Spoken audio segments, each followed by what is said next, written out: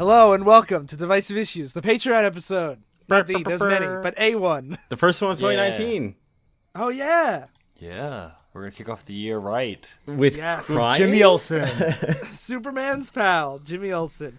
We're back. We're back on our old bullshit again. Yeah, so we're covering Jimmy Olsen, number 125. To describe the cover, it's Superman and Jimmy Olsen are watching a movie. Superman's crying. With a clenched fist under the table, and he looks very tense or upset. Yeah. Yeah, and Jimmy Olsen has an eye drop under his tears. He's collecting Superman's tears with a gleeful look on his face. And Superman's saying, "Jimmy, what kind of pal are you? How can you laugh at this heartbreaking movie?" And Jimmy says, "Don't ask questions, just keep bawling, Superman. Every teardrop is precious to me." And the title is Superman's Saddest Day. The thing that I love about this is December 1969. So this is like after that, like, this is during like that Green Lantern run when Jon Stewart shows up, and like, oh my God. comics are good now, and this is still Jimmy Olsen. Yeah. I'm like, I love Jimmy Olsen because he's from a bygone age where superheroes were all campy and nothing was serious. I'm like, oh no, this is like we're crossing the streams. I actually liked this one. One thing I have to say, did? I agree, Phil. I did. I think this is my favorite Jimmy Olsen Okay, comic. this is my least favorite one. What? Oh, this is by far my favorite. I was loving it. All right, so I asked Daryl and Phil before they read it what they thought it was going to be about, because that's the point is to lure you into the cover. Mm-hmm. Daryl said he thought it was some kind of alternate reality, something. Something had to be going on. It can't be what it was. Yeah. And Phil presumed like Jimmy's collecting medicine or something from Superman. Like his tear, like a phoenix tears, you know, like And what did you think, Ryan, before you read it? I assume that Jimmy was like mind controlled by some villain, and like Lex Luthor needed his tears for some sort of magic potion or something. To me, I feel like that's such an easy answer. I'm like, there has to be like, I'm looking for, because it's always him being mind controlled in like every issue where he's an asshole to Superman. So I'm like, I want something like completely different that's like a little bit weird, but not like super weird. So I was like, alternate reality, I guess. Well, that's why this issue was great, because it was something. Yeah, let's say that you get what you wanted. Yeah. So the closest one out of all of us is actually Phil, but let's get into it. What did you think, Sly? I thought it was like something out of context. Like they were watching a movie and like Superman had to cry to expel poison or something like that. Oh, like Jimmy was trying to save him some way? Yeah. Yeah, that is like that. It's just a weird like wrench in this whole thing. Is that it's like Superman's yelling at him for laughing at a heartbreaking movie. So you're like, why would Jimmy laugh at a heartbreaking movie and collect tears? I thought the first page was actually the more like setting up. I was like, this is interesting. Yeah, what is he? That's what I was gonna say. I was like, I'm so ready to read this dumb thing, and then I turned to the first page, and it's like Jimmy smiling, holding up this like giant test tube with tears pouring in it, and out of the top of it is like a rainbow coming out, and in the left there's four different guys crying. It says, "These are the tears of a clown," and It's it like points to a panels, crying four clown. different panels. Yep. Yeah, dropping. All these going tears into the are being test tube. shed by Superman, who is a Kryptonian. These tears flow from the eyes of a king, and these tears come from a killer. When the tears of these four are mixed together in this vial, the result will be able to create a strange and awesome power. But to accomplish this, Jimmy Olsen must cause his best pal to suffer grief on Superman's saddest day. Yeah, this is when I was like, this is interesting. Like, what could he need? The tears of a killer and a clown and a king? I love not you're like, I gotta see where this goes. I find this interesting. So we start right off the bat. Jimmy is scuba diving in the Caribbean, and he's exploring these coral reefs, and he finds a like old busted up ship, like a shipwreck, and he goes in, and all he finds is barnacles and an old book that is Ye Lost Oracles of Nostradamus. Not in a case, not wrapped around, just a loose book. Of all things, underwater, a book. And it's still white and like fine underwater. I also like it's called the Lost Oracles of Nostradamus, because Nostradamus is a prophet. He knew these writings would get lost, so it get found by Jimmy Olsen of all people. And Jimmy is opening it on the beach, and the book is literally sitting in a puddle as it leaks out. And he's like, the Lost Oracles of Nostradamus. He was the 16th century prophet whose predictions all came true.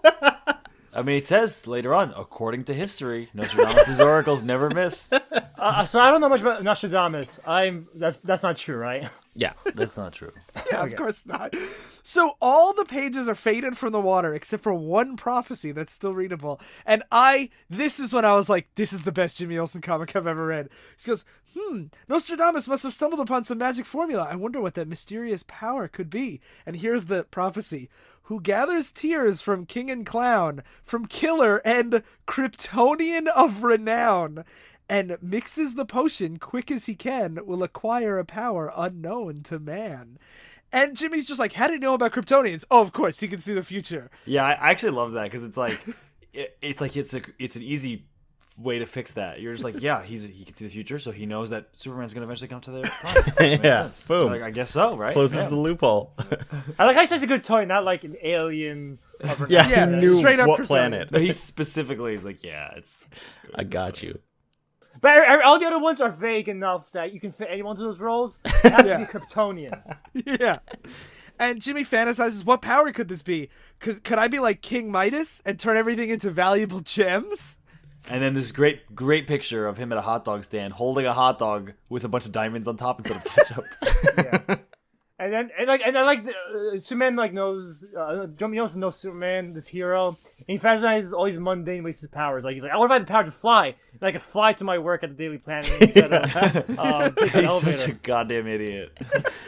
So first he's like, I gotta go find a neighboring country that has a king. So he goes to Dominia. So just like as an overview, one of the reasons why I didn't like this is I have my pet theory of that Jimmy Olsen's secretly a villain and that like everything's being told incorrectly through like a washed out lens of him like skewing the truth to where it's like, oh no, I accidentally killed Magna too Man. Sincerely.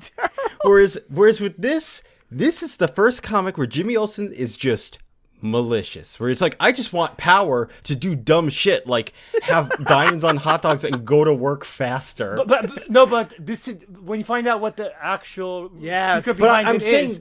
He's trying to tone it down. He's trying to tone it. I just want to do dumb things like fly to work, when in reality he wanted an ultimate power. Don't spoil. Yes. but it's still like this is him actively being malicious, trying to make people cry, whereas I like Jimmy just like clumsily falling through things successfully, and then this So is he's like too competent. to me this ruined his character. Like I finally understand what happens in like Civil War when Mark Millar He's Captain not really America. malicious. No, he is trying. He's mostly to cry. malicious in this. Trying to make people cry. Not like the worst thing in the fucking world. That says me, I guess. Yeah, but he's trying to I'm an cry. asshole. He's trying to cry for selfish gain. It's not like I need to help these people. He's like, I really just want a lot of power. If I could get a magic power, I would make you guys all cry. Daryl loves Nemesis, who murders babies. He loves Death's Head, who's like an assassin robot. But Jimmy Olsen makes Have guys any of them cry. pretended to be good people? Like where they're like, I'm a stand-up guy. I'm Superman's pal. That's the thing. Jimmy Olsen's not a good person, and like the story is so fucked up. He couldn't even whitewash it well enough. He's like, Yeah, it's and best that's can why I do. don't. Because I miss. That's why I like it, because even he fucked up. It's like him being a Nazi. Like it's so obvious he's full of shit, and it's so obvious he's full of shit here. But he's trying to cover up as best he can. Okay, so anyway, just like America in the late 60s, Jimmy Olsen is going to a South American country to mess with their rule of authority here.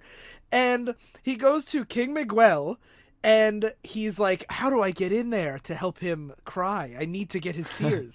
So he goes in, and all the guards catch him. The penalty for going into the castle is 5 years in the dungeons. I'm like, And wow. also, like, they all have spears. Like, this whole scene is written like it's in the 1800s. Yeah, and they're like conquistadors. Yeah, just it is like pretty that. strange. And It is pretty they're strange. like, okay, so you have 5 years, or you're going to work as our cook now. Yeah, well, no, they're like 5 years in the dungeon. He's like, oh, I was just looking for a job. And they're like, how convenient. You're now the new cook. And then you see the old cook getting taken away in a coffin because apparently if you can't keep up with the king's appetite, they behead you. Yeah. Where's Superman to stop this dude from his petty like grievances and murders? Cement doesn't interfere with foreign governments, Daryl. Just like the 1960s, America's involving themselves in a dictatorship over here. So, Just they're- said that. No, I'm And saying nobody that- laughed. I'm adding to the joke because you're like they're bad for doing it, but they're good for doing it because this king is a dickhead. Yeah.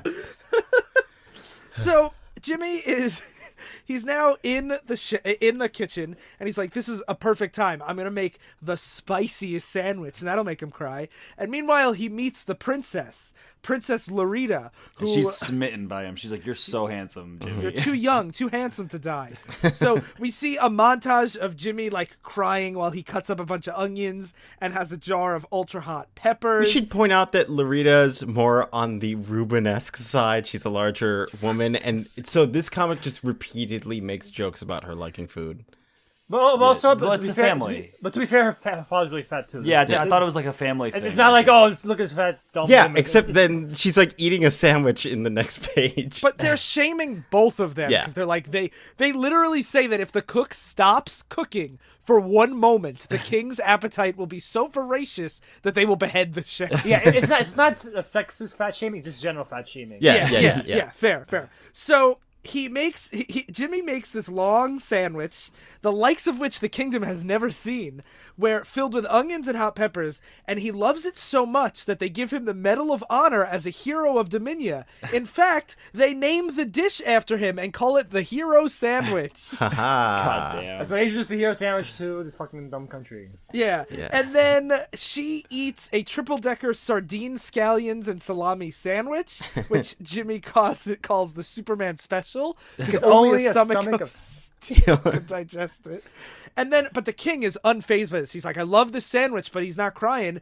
And then the princess bursts out and she says, "I've been waiting for a man like Jimmy all my life. I'm going to marry him." And like any respectable father, that causes the king to burst out in tears. Well, it's because she's trying to marry the cook. He goes, "My daughter married to a commoner, a royal princess, the bride of a mere kitchen lackey? Oh, the disgrace. I'll never live it down." He starts crying. And then he's just crying forever. And then Jimmy's like, "You can't break your father's heart like this. I won't let you sacrifice yourself. Your country needs you. I gotta go." And she says, "I'll never forget you or your sandwiches." And then he picks up the tears off the table with his little eyedropper. So first one down. Yeah. I love how Jimmy's like, "I have to pretend to enjoy kissing Nazis," and then there's like this chubby princess, and he's like, "Get away from me." God. So then he goes to visit Clarence, the world's funniest clown, at the circus. And just coincidentally, there's a movie star there with a $1 million necklace, and Batman is there to guard the necklace. So I was like, this is interesting. Like, is Batman like, does he like just bodyguard rich people? Is he just like there? Like... In this era, people just fucking superheroes always just show up whenever the plot's convenient for them. Like, oh, Superman's helping his boat across the fucking. It would be interesting if Batman spent his time bodyguarding rich people. Because then he's like not, it's like really vigilante at that point. And this does back up Daryl's point because Jimmy's plan is to fuck up Clarence's act and ruin him in front of this wealthy heiress or whatever, and basically ruin his career, ruin his reputation, and make him cry. And you know what I hate most of all is that he's doing all that, and then he says he'll explain to the rich lady later why he had to ruin the act, not to the clown who he's ruining his life to get his tears. He's like, "I need to explain to this wealthy woman." Yeah, while she's getting the speech, the clown's fucking hanging himself. Oh man, but that's a total bait and switch, because while he's expositing to himself, a playful gorilla rips up Jimmy's disguise. So DC, he's stop! like, he's like, "I'll have to find some other way to make him cry," and then meanwhile, while Jimmy watches from the stands, you have the clown is just getting like mauled by a bull and everyone's laughing. Mm-hmm. It's a fake bull. There's little it's like a bunch of guys in it. Oh, I didn't see that nuance that it has a bunch of knees. Yeah, you gotta read between the lines with this fucking Then there's a big Jack in the Box that pops up right near Batman and the movie star, and it's a clown whose disguise is so perfect that they have green hair, white skin, and a domino mask. And also he's wearing purple and green, which is not the Joker's colors at all. And Batman's like, interesting. Yeah, and then he points his flowers at Batman, and he's like, "Smell these, Batman." and Batman goes, "This is gas." And this mystery villain grabs the necklace and knocks out Batman with this knockout gas. But luckily, Jimmy's there on the scene, and Robin has coached him in the use of all their equipment many times. I'm an expert with your batarang and bat rope. It's like, luckily, what? me and Robin have teamed up before. I guess so. Superman's pal, Batman's pal. They probably had a comic. Because there was a Superman-Batman team-up book called World's Finest for like decades. There had to be like a Robin Jimmy Olsen story every once in a while. Yeah. Oh, yeah. We'll save the day. So Jimmy catches this crook, and Batman goes, "Let's find out who he is." And he takes the mask off. I still don't know. He takes the mask off, and he's like, "Oh, it's the Joker."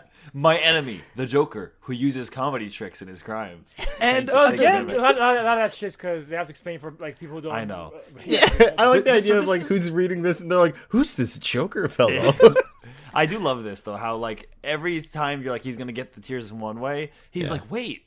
The Joker is a clown, and he takes the Joker's tears because the Joker starts crying. Why is the Joker crying? Because an amateur idiot like Jimmy Olsen caught him. Yeah. So far, everyone's just crying because Jimmy Olsen's an asshole and an idiot. And all I love is there's the panel of him taking the tears, and Batman's like smiling in the back. He's like, "Jimmy, what's with the eyedropper bit?" Instead of being like, "What the hell are you doing?" And then Jimmy's just like, Jimmy just takes it, and Batman's like, "I get it. You're starting some kind of trophy collection. That's cute. Like you're starting a trophy collection of tears. The tears of your villains that you capture." Batman's probably like, "I could do that." Actually, Batman is probably the one to let weird shit like that go. To be like, okay. So, also, I like that Joker's colored accidentally in this panel is peach faced. Oh, yeah, I noticed that too. I was like, did they makeup. wash him off? No, it's probably just an accident. So now Jimmy's like, "I have a good idea," because he's reading the newspaper thinking about where to find a killer. And he gets permission to interview the man who assassinated a prime minister in a Near Eastern country. It's like Turkey, like definitely. And there's just like guys on the street sharpening big swords. This was also great because I didn't expect this to be so like adult. Where he went to go, I thought he would just find like a killer, but he's like he goes to interview this assassin, and he's like, like a lot of times before they get executed, they cry, and this guy's like, the prime minister was gonna become a dictator. I'd kill him again if I had to. I'd die happily, and he's like, damn, I can't get him to cry. Yeah, he's too much like Sly. He's like, I have to kill Death the Tyrant. Yeah, no remorse, no cowardice. But then he does say, "Thank God, I can't even look. Thank God they've abolished capital punishment in my hometown, Metropolis." What a fucking lib Jimmy Olsen. Also, only in the city. But wait, looks like someone else besides me was upset by the execution. Wow, what a twist. It's the break I needed. And he's like, "This is the most ironic thing I've ever seen. May I have your tears as a souvenir?" And it's the executioner is crying. Who is now a killer. And the funny thing is, he miscolored him on the first panel, so he's white with pink lips, so he looks like this fucking Joker. Yeah. So he's like, "Oh wow, the tears of the top killer of them all, the executioner." I love that too. That's this is like literally like a comedy sketch. Like, And he's crying, and he's like, "Yes, my friend, executions are heartbreaking. They always affect me this way. If that's the way you feel, why don't you quit your job? Because it's the only trade I know. My father was an executioner. My grandfather before him. What else can I do?"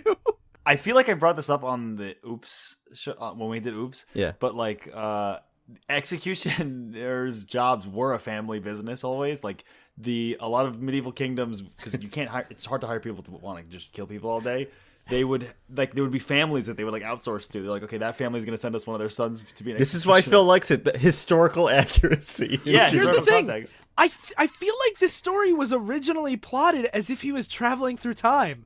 Because all of these places are in like different definitely. times, and they're It feels just like not. Yes, that is a good point. I think just playing on people in the 60s not knowing much about the world. Yeah. So they're like everywhere is like a movie I've seen. Yeah. or Oh, something. that's a good point. I like how Jimmy Olsen, like the executioner's walking away saying, "What else can I do?" And then instead of helping this guy, Jimmy Olsen goes, "Poor guy, but I have problems of my own. I need to make Superman cry. That's a great problem." But that's why I think it's a good. But like the song scenes why I think it's a good shoot because that's actually a pretty good setup and joke there. That, the executioner is the one that's tearful. I Yeah, thought yeah. the same thing. That the guy who he was trying to get was like, "Fuck the government," as he gets killed, and then the guy who kills him cries.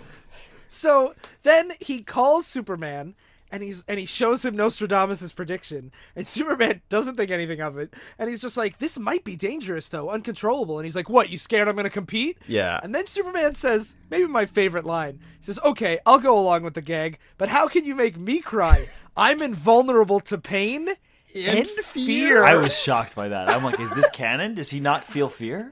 I didn't know that. He has to feel fear. In the Silver Age, he had every fucking power. But that's more than a power. That's like not being human then. No, that's like Paladin in D&D, Aura of Courage. No, but they're immune to like magical fear. I think they can still be scared like of death and stuff. Right? Maybe. Superman's impervious to existential fears. That's the thing. It's like there's a difference. Like if someone's trying to like force mind control you and to be scared or something. Yeah. Well, truly, wouldn't Superman, the Ubermensch above us all, wouldn't he be above fear? But wouldn't he at least be afraid of like loneliness or something? No, he doesn't fear existentialism. He doesn't fear the plight of man. He doesn't fear anything. Cool. So Superman wraps Jimmy in his cape and brings him to the Fortress. He was already carrying him. Why did he need to wrap him in I his think because they're in the Fortress of Salt is Antarctica. He thinks to keep him warm. Just keep I it think I'm impervious whatever. to cold too. But so what? Is he afraid of his friend getting sick? I don't think so. So Superman he's carrying him, and Jimmy's like, "Don't worry, when I have superpowers, I'll use it to help you whenever you ask me." And Superman goes, "Oh, he's my best pal, but brother, what an ego." I also like this as his first way to try to make Superman cry. I was like, wow, he kind of is a dick. Yeah. So first thing he does is he brings Superman into the Hall of Memories, and he's like, "Hey, look at this memorial to your dead Kryptonian parents, Yeah, you idiot." Superman's like, I'd rather not go in there. And so it's not just that. Jimmy Olsen, like, he shows him it, and Superman just has his arms crossed, and Jimmy Olsen goes, What goes on here? How can you stand before your parents' memorial and not shed a tear? What kind of guy are you? Don't you have a heart? It's like, Jesus, like... He's It's guilty like a of not- picture of your not dead crying. parents. How can you not cry? Okay, Superman's response is so wild. Because he's like, "Sure, I have a heart, Jimmy. Follow me. I have something to show you." And he goes to the Hall of I Archives, didn't which has understand reams of what films. was the point of this. And Superman's like, "Today's the anniversary of the destruction of Krypton, my home planet. To commemorate it, I ran off this film on which I recorded the catastrophe with a special camera which overtakes light waves of the past and recaptures bygone errors.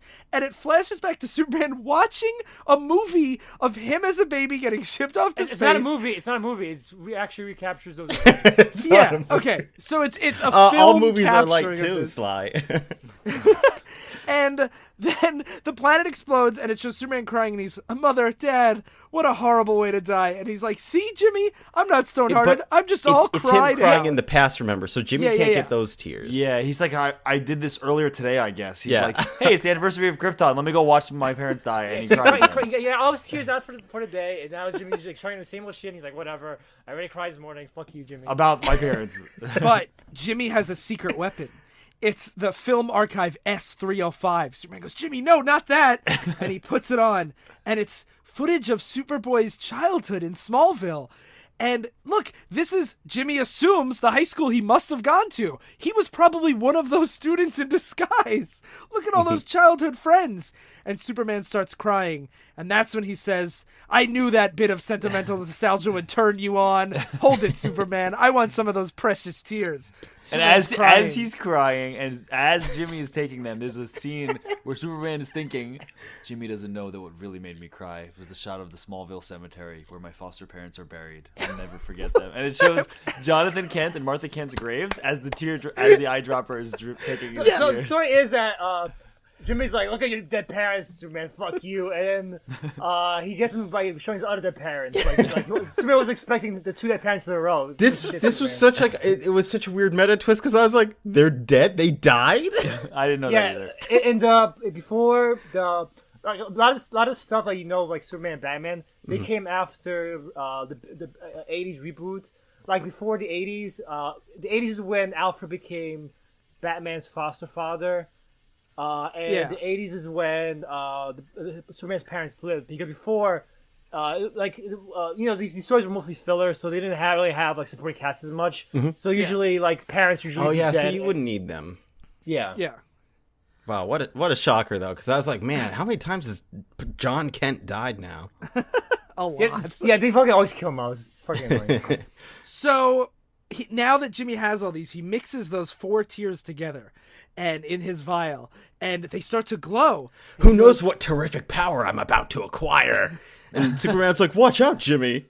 What's this? I didn't get any power. The tears just turned into an incandescent gas, which gives off light. And Superman goes, very interesting. Let me see that. And he holds it. And he goes, remember, Jimmy, in Nostradamus' day, getting light from a glass tube would be considered a fantastic unknown power. So this fucking guy could predict that Kryptonians would come, but couldn't predict a light bulb? Well, that's what you think, but Nostradamus was predicting. That's what Jimmy Olsen thinks, because Jimmy That's Olsen. what Jimmy Olsen thinks. Yeah, you're just Jimmy Olsen. He couldn't predict a light bulb. So Jimmy's like, oh, well, that sucks. See you later. Yeah, thanks, pal. For a while, I thought I was going to be giving you super competition. Yeah. Yeah. So then Superman drops him off at the Daily Planet. This time he's not wrapped in a cape.